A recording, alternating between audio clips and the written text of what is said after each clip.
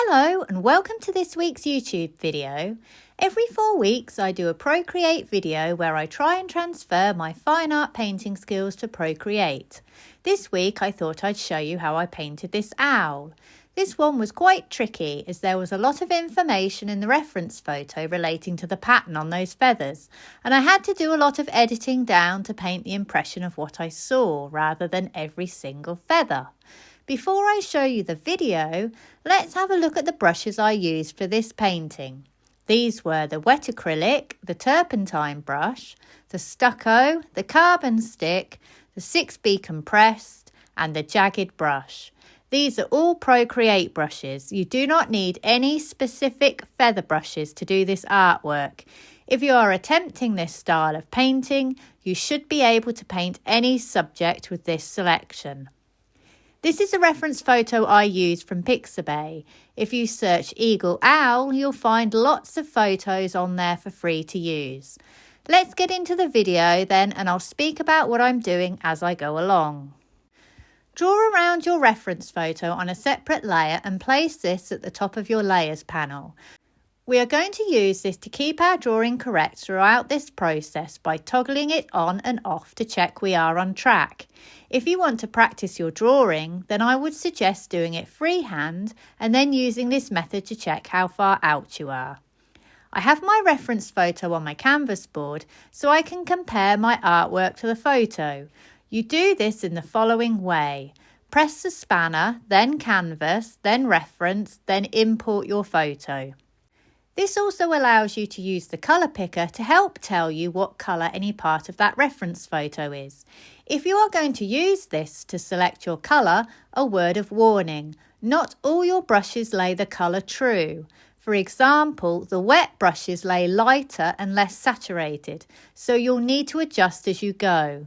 Also, do not get bogged down in replicating the colour in every small area.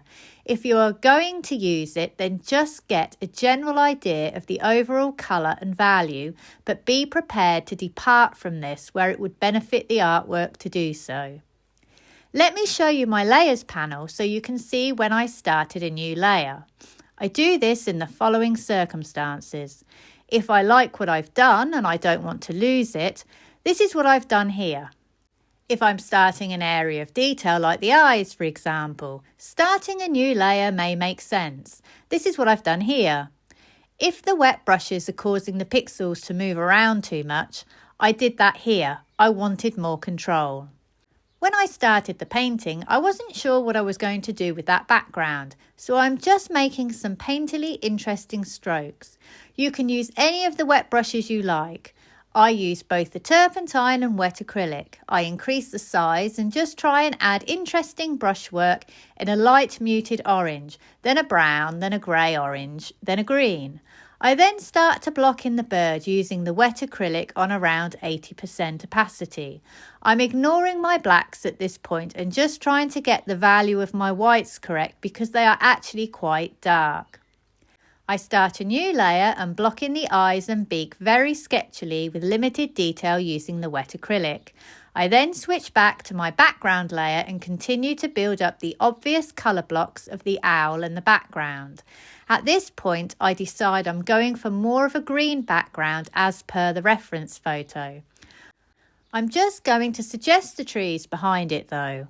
I'm using the jagged brush on approximately 80% opacity, and I start to add more brushwork to the chest area. Notice how you can really see those strokes at this stage. I then switch back to my eye layer and begin to add some detail. I do this all in the wet acrylic brush. I use my turpentine brush on about 5% size and 100% opacity and break some of those really strong edges.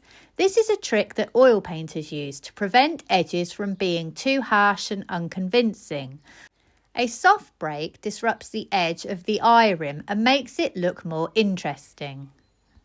I then stay on this layer and work on the head.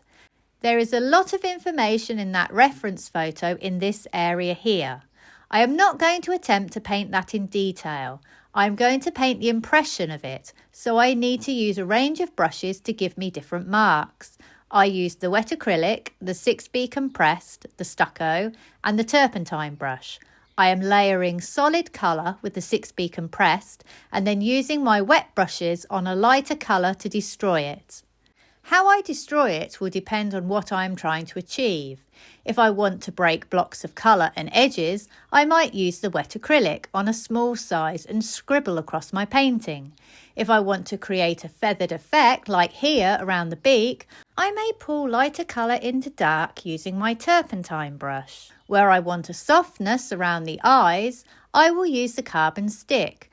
I can then pull darks into light with my turpentine using a mid-grey. I will always add my dark blacks with my wet acrylic on approximately 80% opacity, but use the pressure sensitivity of the pencil to make it really dark in certain areas. I add my lights with a variety of brushes depending upon the effect I am trying to get. Remember, your wet brushes will not lay colour true, and this may be an issue if you are trying to get some really light areas. You may need to follow up with a charcoal brush. The best way to work is to reduce both your reference photo and painting to a small size, and look at them side by side. We call this the sight size method. Then squint at your screen. This should reduce both images to obvious blocks of value and you will be able to see where you are out. If you are too dark or too light in certain areas, it should jump out at you when you are squinting. Squinting helps remove unnecessary detail too. It is getting the value and the temperature correct that is important. You need very little detail for a painting to work. Notice how the pattern on those feathers on the head area is just suggested, but the overall effect is convincing and the brushwork gives the painting movement that isn't present in the reference photo. I then just work methodically across the painting. I add my black areas first with my wet acrylic. I then add brush strokes in other brushes like the stucco, carbon stick and 6B compressed, all to give the feathers a bit of variety. Anytime I want to pull colours into each other, I will use the turpentine brush to do this. I quite like this area that I've done, so I start a new layer and begin to block in my black areas with my wet acrylic. Again, I'm using a range of brushes to give me variety in my strokes. I am also adding a red-black to some of my black areas. Remember, warm colours naturally come forward. Because I have laid a red-black over a cooler, slightly yellow-grey-black, the red really pops out. This is where understanding colour theory is really important because it allows you to depart from your reference photo and add colours and temperatures to enhance your painting. If you are struggling with an area and it's not working, try pushing the saturation of your colour or pushing your temperature. Here I am pushing my temperature because red is warmer than yellow.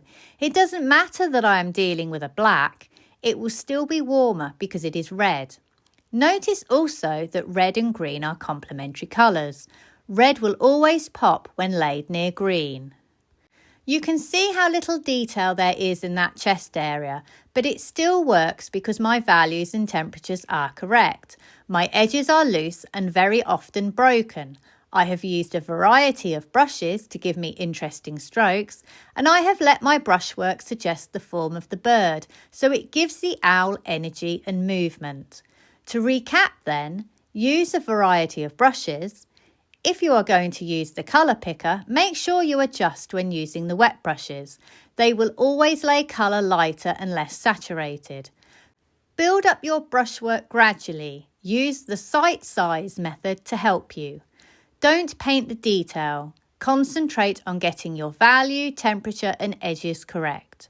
I hope you've enjoyed today's video and found it useful. Please like and subscribe if you can and check out my website sarahhallidayart.com where you will find examples of my work and also details of online classes that I run. Thank you for watching and see you for the next one.